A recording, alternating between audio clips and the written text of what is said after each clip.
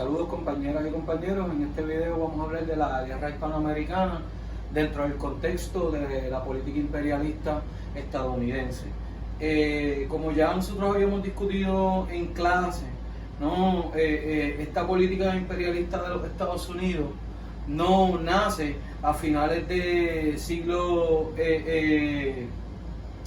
XIX, ¿verdad? Que es cuando se da la guerra hispanoamericana. Sabemos que la guerra surge, ¿no?, a partir de febrero de 1898 con la explosión del buque de guerra estadounidense el Maine en las costas de Cuba, pero este es un conflicto, ¿verdad?, que va a tener una base sobre todo económicas que vienen previas a, pues, el periodo en el que se dio precisamente, o en el que explotó la guerra hispanoamericana. Sabemos que antes de la guerra civil, ¿verdad?, que se da entre 1861 y 1865, particularmente en los Estados Unidos ya venía de antemano, ¿no?, llevando a cabo una política expansionista hacia el oeste. Sabemos que originalmente el territorio estadounidense comprendía básicamente la costa del Atlántico, pero a partir, pues, sabemos de 1803 con la compra de Luisiana y eventualmente de 1819 con la compra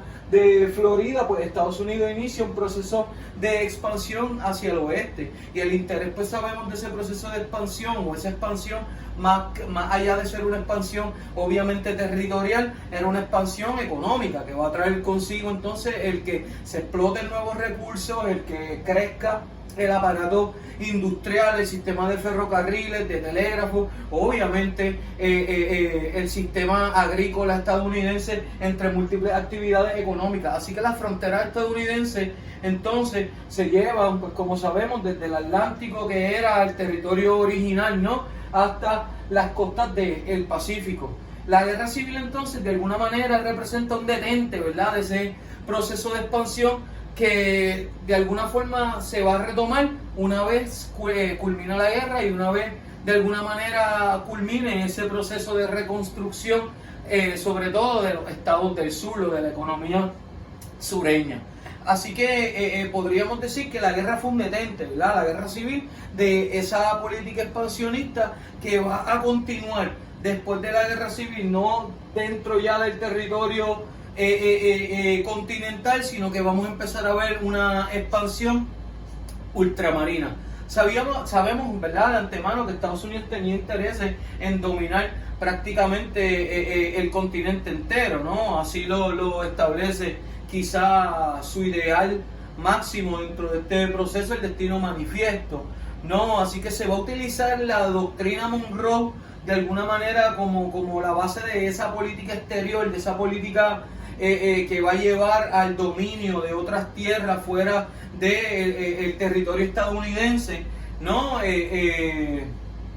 Y pues de alguna forma se va esa doctrina Monroe que se va a utilizar para justificar el dominio, para justificar la expansión hacia otras tierras, es lo que va a llevar eventualmente a ese llamado, ¿verdad?, a esa hegemonía o a ese imperialismo, no necesariamente dominando los territorios dentro de una relación colonial directa, pero sí relaciones de dominio indirecta, donde Estados Unidos reconoce la soberanía de los países, pero interviene en sus aduanas, interviene en sus economías e incluso interviene en sus sistemas políticos democráticos. Eso lo vimos, ¿verdad?, en los videos, sobre todo a partir de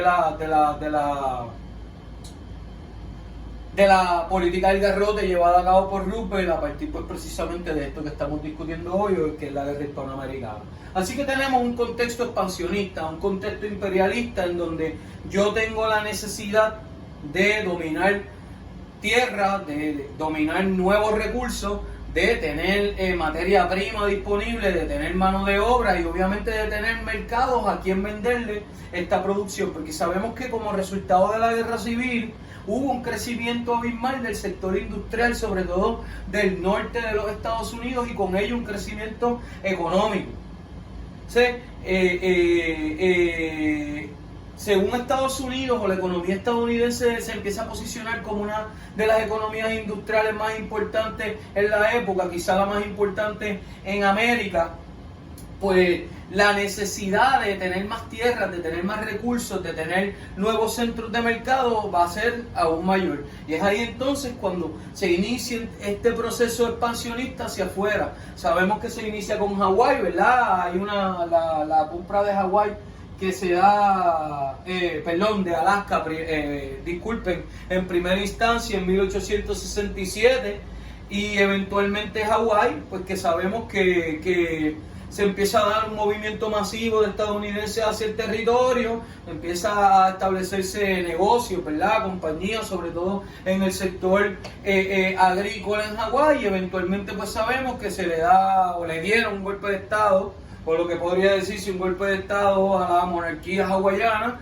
y a partir entonces de ese momento, ¿no? Estamos hablando ya de la década de los 90, del 1800, ¿no? Pues Hawái también pasa básicamente a manos de los Estados Unidos. Ya tenemos un territorio al norte que de alguna manera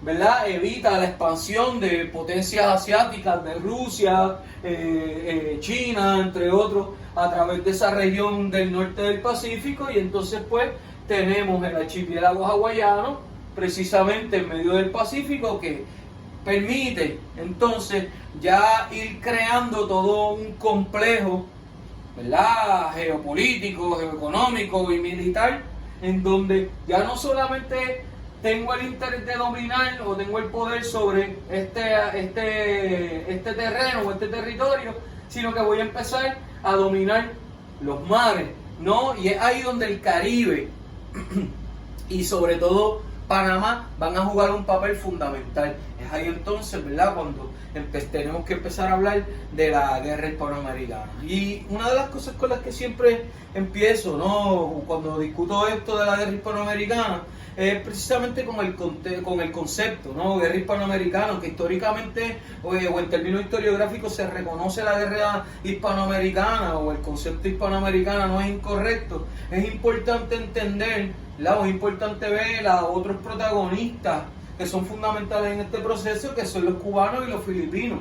Por lo tanto, siempre les digo a mis estudiantes, ¿no?, que antes de ser una guerra hispanoamericana o hispano-estadounidense, fue una guerra hispano-cubana y una guerra hispano-filipino, ¿no? Porque tanto en Cuba, 1895, como en Filipinas, 1896, se habían iniciado movimientos grandes de independencia en contra de España. Por consiguiente, ya estos territorios, Cuba, Filipinas, le habían declarado la guerra a España antes de la intervención directa de los Estados Unidos en dicho conflicto. Por lo tanto, es importante, para ser justos en términos históricos, ¿no?, el recordar estos otros protagonistas, los independentistas cubanos, los independentistas filipinos, y bien interesante también el papel de los puertorriqueños dentro de todo esto, porque si bien en Puerto Rico en ese momento era el movimiento autonomista el que tenía mayor peso dentro de la política puertorriqueña de finales de la segunda mitad del siglo XIX, los separatistas estaban ahí, ¿no? Y la lucha separatista en favor de la independencia de Cuba, de Puerto Rico, pues estaba presente en Puerto Rico y fuera de Puerto Rico, ¿no? Así que aunque no podemos hablar de que en Puerto Rico había en ese momento, al igual que en Cuba o al igual que en Filipinas, una guerra de independencia, sí había un movimiento separatista que reclamaba, ¿verdad?, la República Puertorriqueña, ¿no?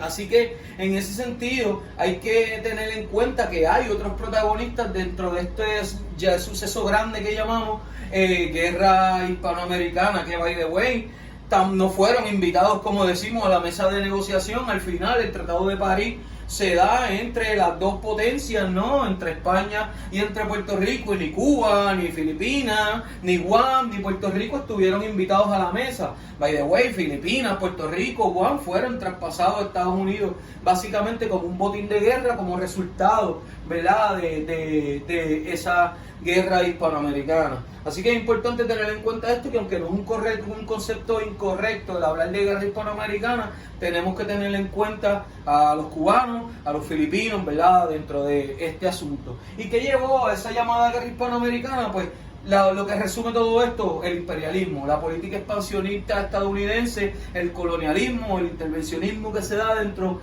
de todo eso, el imperialismo que buscaba, ¿no?, dominar prácticamente todo, y que, como dije anteriormente, se justificaba a partir de ese ideal de la doctrina, de la política de la doctrina Monroe, y sobre todo del destino manifiesto. Pues veía al Caribe como ese territorio que había que dominar. De hecho, desde temprano en el proceso de formación política de los Estados Unidos, a partir de la independencia, de Jefferson incluso, se hablaba de Cuba y del Caribe como ese patio trasero, como ese backyard que de alguna manera Estados Unidos tenía que tener. Así que hay una necesidad de dominio, sobre todo para mantener las relaciones comerciales en la región y sobre todo para mantener el aparato militar. No olviden que el Caribe, Centroamérica, el Pacífico se va a convertir también en un centro de bases militares y por lo tanto en un complejo de poder militar de los Estados Unidos. Por eso encontramos bases en Cuba, por eso encontramos bases en Panamá, por eso encontramos bases en Puerto Rico, en Hawái, entre otras partes, ¿no? Porque eso es lo que se busca, además de establecer una red de comercio a través de toda la región y un aparato de poder, de dominación imperial, pues también hay un interés precisamente militar, ¿verdad?, en todo esto. Estados Unidos ya tenía los ojos puestos en la región del Caribe, en la región pues de Centroamérica, ¿no? La industria del azúcar estaba de alguna manera, o mejor dicho, perdónenme, Estados Unidos tenía grandes intereses en la industria del azúcar, en la industria del tabaco y otras industrias agrícolas, ¿verdad? Y otras, ¿no?, dentro de la región del Caribe y Centroamérica. Por lo tanto, como dijimos, ya su mirada estaba puesta ahí. Sin embargo, pues como dijimos, ya desde el 95 en Cuba hay una guerra de independencia contra España, y Estados Unidos estaba muy cauteloso de dicha guerra, pues por los intereses, como dijimos, que tenía puestos en Cuba y en la región. Como sabemos, el detonante de todo esto pues fue la explosión de El Maine, que lleva entonces a que Estados Unidos de alguna manera aplique la doctrina Monroe, ¿verdad? De alguna forma la prensa también va a jugar un papel fundamental, porque se va a empezar a acusar a España de la explosión de dicho buque, y de alguna manera se va a justificar la intervención directa de los Estados Unidos en el conflicto cubano, lo que lleva consigo también a la intervención de Estados Unidos en esos otros territorios que dominaba España, esas últimas posesiones españolas, Puerto Rico y las Filipinas. Les invito a que en un siguiente video vamos a ver cuáles son los efectos que tuvo la guerra hispanoamericana, qué papel jugó el papel el Canal de Panamá dentro de todo este contexto histórico, y pues finalmente cómo de alguna manera esta guerra abre las puertas a esa política imperialista y de expansión y de intervención de los Estados Unidos en Centroamérica, el Caribe y el Pacífico. Hasta el próximo video.